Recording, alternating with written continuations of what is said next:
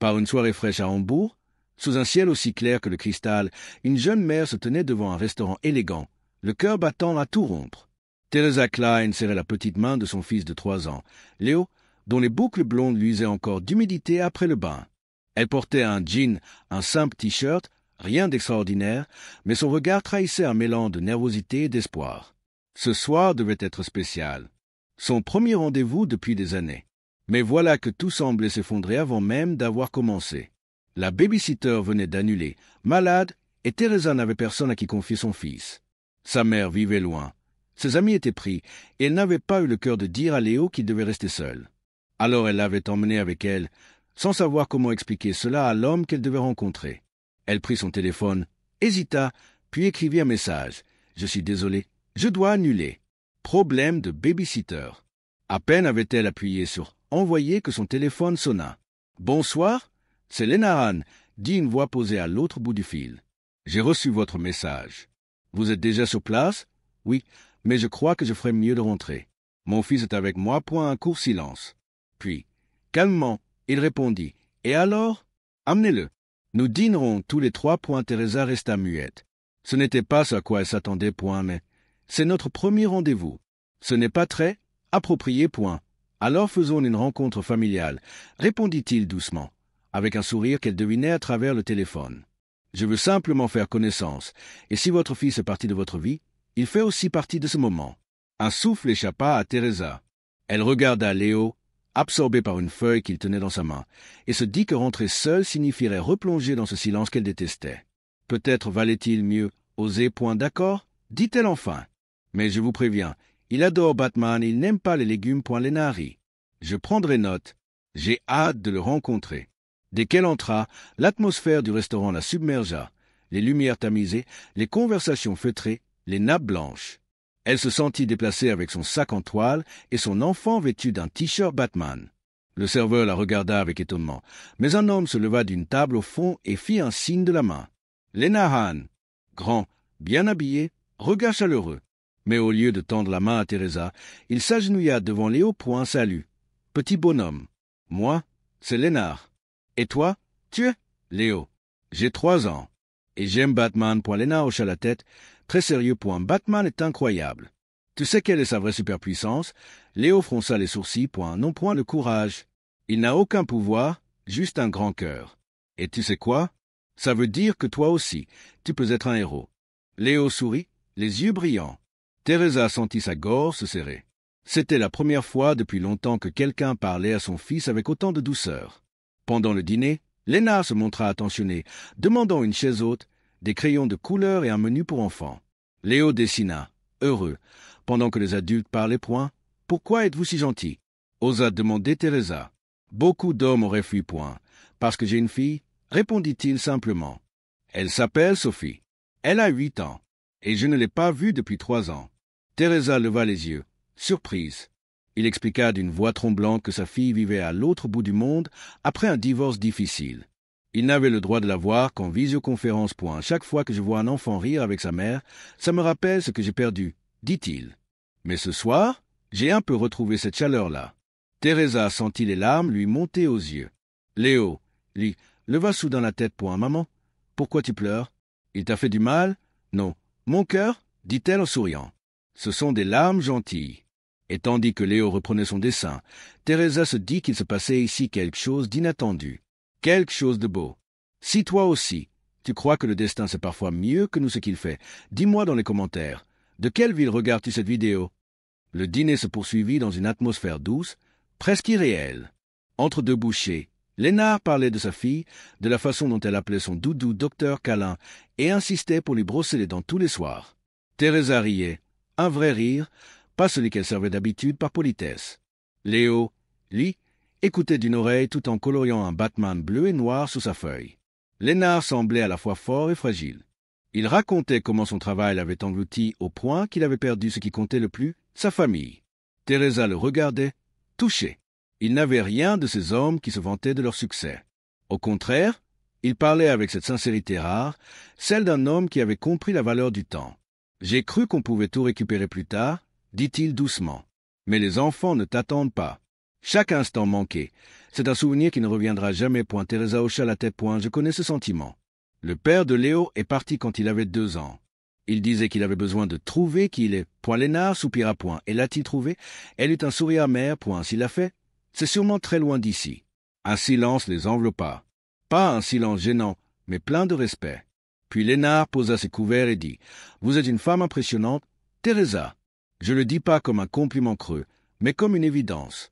Vous êtes épuisée, mais forte. Et ce regard que vous avez pour votre fils, il est plus courageux que n'importe quelle armure. » Teresa rit doucement. Alors c'est ça, être une héroïne? Être épuisée, mais continuer? Exactement, répondit-il. C'est ce que fait Batman, non? Ils éclatèrent de rire ensemble, et Léo, à moitié endormi, leva la tête. Batman mange aussi des pâtes? Bien sûr, répondit Lénard en riant. Mais sans légumes, évidemment. Quand Léo s'endormit la tête posée sur la table, Lénard se leva instinctivement. Il prit l'enfant dans ses bras, doucement, comme s'il portait quelque chose de précieux. Teresa resta figée, observant ce geste d'une tendresse désarmante. Je faisais ça pour ma fille tous les soirs, murmura-t-il. Je pensais que c'était juste une habitude, mais en fait, c'était le plus beau moment de mes journées. Elle sentit une chaleur étrange lui envahir le cœur. C'était la première fois qu'un homme traitait son fils non pas comme un fardeau, mais comme un trésor. À la sortie, la pluie tombait finement, et Lénard insista pour la raccompagner jusqu'à sa voiture. Devant la portière, Teresa hésita. Ce n'était pas le rendez-vous que j'avais imaginé, dit-elle timidement. Non, répondit Lénard, mais c'était peut-être celui qu'on devait avoir. Leurs regards se croisèrent, et sans rien dire, ils se comprirent. Ce soir-là, quelque chose avait commencé, quelque chose de fragile, mais vrai. Les jours suivants, Teresa se surprit à sourire plus souvent. Chaque matin, en buvant son café, elle espérait recevoir un message. Et il arriva. J'espère que Batman a bien dormi. Moi, je n'ai pas fermé l'œil. Son rire me tourne encore dans la tête. Elle répondit aussitôt. Batman et sa maman se sont bien reposés. Merci à leur nouveau super ami. Et ainsi, les messages se transformèrent en appels, les appels en promenade au parc, puis en après-midi au zoo. Léo adorait Lénard, surtout quand il soufflait des bulles de savon ou racontait des blagues ridicules. Teresa, elle, apprenait à lui faire confiance.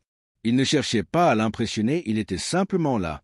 Un jour, alors que Léo jouait au toboggan, elle murmura. « J'ai peur. De quoi ?» demanda Lénard. De m'attacher. Que Léo s'habitue à toi. Et que tout s'écroule encore. Et elle la regarda longtemps avant de répondre. Avoir peur, c'est aimer quelque chose qu'on ne veut pas perdre. Moi aussi, j'ai peur. Mais parfois, il faut ouvrir la porte, même si on ne sait pas ce qu'il y a derrière. Teresa baissa les yeux, émue. Pour la première fois depuis des années, elle sentit son cœur battre non pas de douleur, mais d'espoir. Et toi, si tu étais à la place de Teresa, oserais-tu rouvrir ton cœur après tant de blessures? Dis-moi dans les commentaires, et n'oublie pas de dire de quelle ville tu regardes cette histoire. Les semaines passèrent, tissées de rires, de promenades et de ces petits moments ordinaires qui finissent par devenir essentiels. Lénard venait souvent chez Teresa. Parfois, ils cuisinaient ensemble avec Léo. Je suis le chef. Criait le petit garçon en brandissant une cuillère en bois. Alors je suis ton assistant, répondait Lénard en riant. Et maman fait la vaisselle. Ajoutait Léo avec un sérieux comique. Teresa roulait des yeux, mais son sourire trahissait son bonheur. Ce n'était pas une vie parfaite, mais c'était une vraie vie. Peu à peu, un lien visible les unissait. Lénard restait parfois jusqu'à ce que Léo s'endorme. Il s'asseyait sur le canapé, la lumière tamisée, tandis que la voix d'un conte pour enfants résonnait doucement dans la chambre voisine. Teresa parlait de ses années de solitude, des nuits où elle pleurait sans bruit pour ne pas réveiller son fils. Lénard l'écoutait sans juger, sans interrompre, juste présent. Je pensais que personne ne pourrait m'aimer avec tout mon désordre, dit-elle un soir. Je ne vois pas de désordre, répondit-il simplement. Je vois une femme qui a survécu à tout. Les mots restèrent suspendus, et ce fut Léo, réveillé par un cauchemar, qui brisa le silence. J'ai fait un mauvais rêve, gémit-il. Lénard se leva aussitôt, entra dans la chambre, s'agenouilla près du lit. Alors rêvons d'autre chose, murmura-t-il.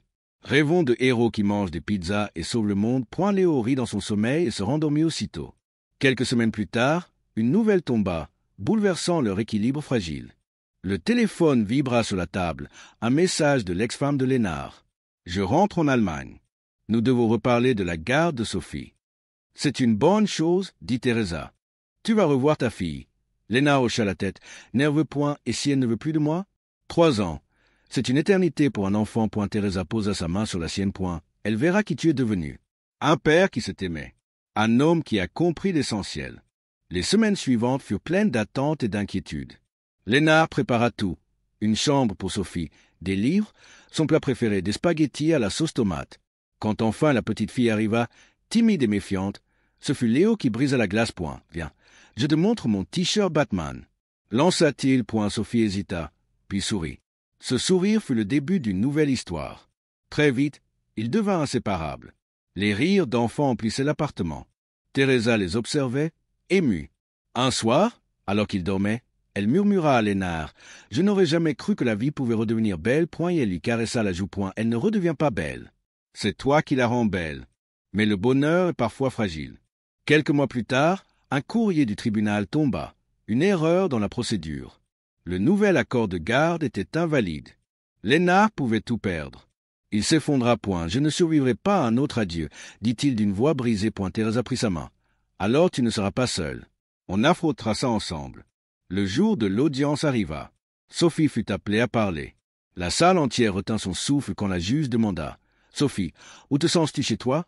La fillette leva les yeux vers Lénard. « Là où Léo est. » Et là où Teresa fait des crêpes. Un silence ému suivit. Même la juge esquissa un sourire.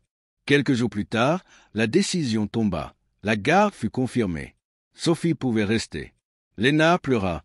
Cette fois de joie. « On a réussi, » murmura Teresa. « Pas moi. » Nous. Leur vie reprit, différente. Ils quittèrent l'appartement pour une petite maison avec jardin. Léo et Sophie riaient jusqu'à la tombée du soir. Teresa les regardait souvent dormir, un sourire aux lèvres. Un an plus tard, Lénard posa un genou à terre, dans le salon, devant Léo et Sophie qui trépignaient d'excitation. « Teresa, dit-il, la voix tremblante, tu m'as appris ce qu'est une vraie famille. Pas celle du sang, mais celle du cœur. Veux-tu être ma femme ?» Teresa hocha la tête, incapable de parler. Léo cria « Kiss maintenant !» Leur mariage fut simple, dans le jardin, entouré d'amis. Sophie portait un diadème de Marguerite, Léo un t-shirt Batman sous sa chemise.